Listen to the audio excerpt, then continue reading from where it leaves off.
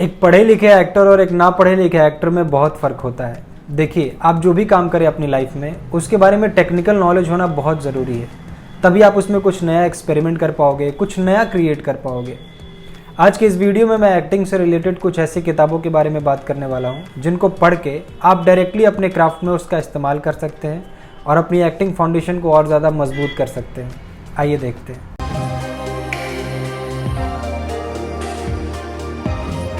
Hello, welcome to our channel good act. My name is Prince Kumar. सबसे पहली किताब जो मैं रिकमेंड करूंगा वो है जॉन हावर्ड की the science and art of acting for the camera. इस किताब की सबसे खास बात यह है कि बहुत ही आसान तरीके से लिखी हुई किताब है। बहुत ही सिंपल तरीके से इन्होंने हर चीज़ को बहुत डिटेल्ड वे में समझाया है, चाहे वो कैमरा एक्टिंग की टेक्निक्स के ऊपर बातें हो या फिर कैरेक्टर बिल्डिंग के ऊपर बातें हो। हर चीज़ को बहुत ही स्टेप बाय स्टेप एक एक चीज़ को बहुत ही अच्छे से समझाया है और वो किसी को भी आसानी से समझ में आ जाएगी। इनकी एक चीज़ मुझे बहुत ही अच्छी लगी कि अगर आप कोई नेगेटिव कैरेक्टर कर रहे हो तो आप उसकी पॉजिटिव साइड्स को ढूंढने की कोशिश करो, उसके पॉजिटिव एट्रीब्यूट्स क्या हैं उसको लिखने की कोशिश करो स्क्रिप्ट पढ़ के, और फिर उसको जस्टिफाई करने की कोशिश करो। इससे होगा क्या कि आपका कैरेक्टर जो वो एक तरफा नहीं लगेगा कि वो बिल्कुल ही नेगेटिव है। अगर आप उसकी पॉजिटिव साइड्स को ढूंढ लेते हो तो वो कैरेक्टर ज़्यादा आपका अपना हो जाएगा। आपने उसके इनर ट्रूथ को पहचान लिया, इनर ट्रूथ को आपने अपना लिया, तो वो आप उसको ज़्यादा अच्छे से पोर्ट्रे कर पाओगे, ज़्यादा ऑथेंटिक लगेगा वो कैरेक्टर, ज़्यादा रियल लगेगा। ठीक वैसे ही अगर आप कोई पॉजिटिव कैरेक्टर कर रहे हो तो उसकी नेगेटिविटी ज़रूर ढूंढो, उसकी नेगेटिव साइड्स क्या हैं उसको ज़रूर फाइंड आउट करने की कोशिश करो। जैसे मेरा भी मानना है कि सपोज़ अगर आप कोई फुलिश कैरेक्टर कर रहे हो, सपोज़ कोई फुलिश आदमी है, तो वो ऐसा तो नहीं चाहेंगे कि लोग उसे फुलिश समझें। वो तो अपने हिसाब से वो अपने अंदर तो यही सोचता होगा कोई भी काम करने से पहले कि हाँ ये स्मार्ट तरीका है करने का, मैं स्मार्ट हूँ। वो कभी नहीं चाहेगा कि मैं फुलिश पोर्ट्रे हूँ। तो जो भी आप कैरेक्टर करो उसके इनर ट्रूथ को ढूंढने की कोशिश करो, उसकी जो क्वालिटीज़ सामने जो प्रेजेंट हो रही हैं और अंदर क्या है उस लेयर को ढूंढने की कोशिश करो। तो कैरेक्टर ज़्यादा लेयर्ड होता है, ज़्यादा ऑथेंटिक होता है और वो रियल लगता है। जो दूसरी किताब मैं रिकमेंड करूँगा वो है the art of acting by Stella Adler. Stella Adler मेरी पर्सनल फेवरेट है। अगर आप एक ऐसे एक्टर हैं जो अपने पास्ट को याद करके और इमोशन पोर्ट्रे करते हैं तो आपको ये किताब ज़रूर पढ़ना चाहिए। स्टेला एडलर का मानना है कि हमारा पास्ट बहुत लिमिटेड है पर हमारा इमेजिनेशन बहुत ब्रॉड है। इमेजिनेशन के ऊपर इन्होंने बहुत अच्छी अच्छी बातें कही हैं और बहुत इम्प्रेसिव बातें कही हैं।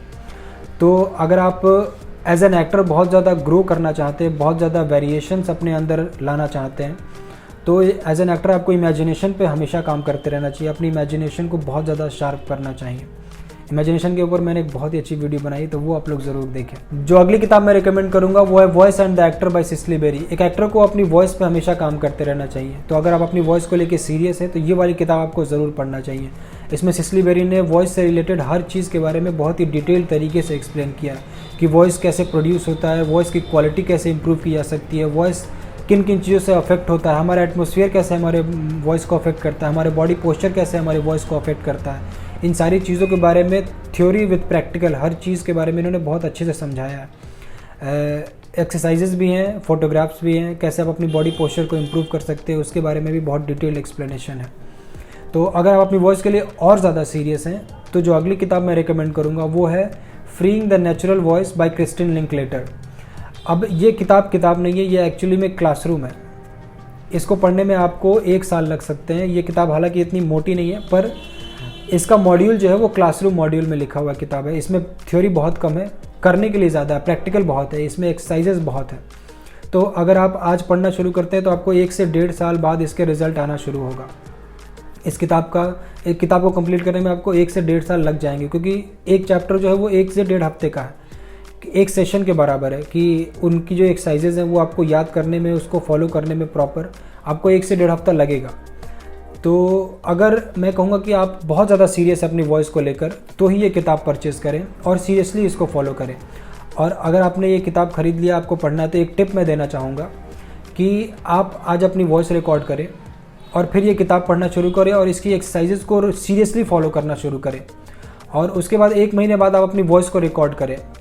फिर उसके बाद हर हफ्ते 2 हफ्ते बाद अपनी वॉइस को रिकॉर्ड करें। कुछ भी डायलॉग हो गया, पोएम हो गया, कुछ भी आप रिकॉर्ड कर सकते हैं और डिफरेंसेस देखें। अगर कुछ डिफरेंसेस आपको नहीं दिख रहा है, इसका मतलब आप एक्सरसाइजेज या तो सही से नहीं कर रहे हैं या आप रेगुलरली नहीं कर रहे हैं।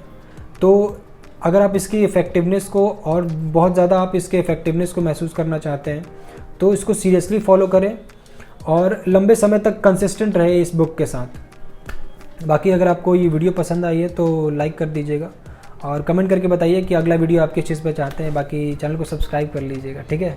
चलिए मिलते हैं।